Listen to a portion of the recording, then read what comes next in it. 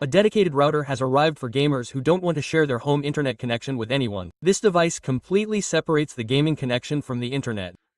While low latency can be crucial in multiplayer games, TP-Link has introduced the Archer GE550, a capable gaming router designed to solve these problems for gamers.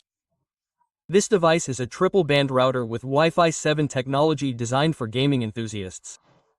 Its most important feature is its ability to completely separate gaming from normal usage, accelerating gaming performance. The device, which features a game boost feature, can deliver speeds of up to 9,220 megabits total across the 6 GHz, 5 GHz, and 2.4 GHz bands. It also sets download and upload speed limits for the gaming network and other networks, predetermining how much bandwidth everyone can use. The dedicated 5 GHz gaming band ensures an uninterrupted gaming experience during heavy network usage. Those who prefer a wired connection can also ensure low latency connections with the 5 Gbps WAN LAN and 2.5 Gbps LAN ports.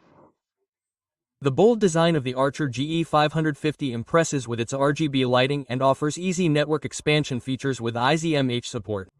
You can find TP's Archer GE550 on the market with prices starting from $11,500. Yeah.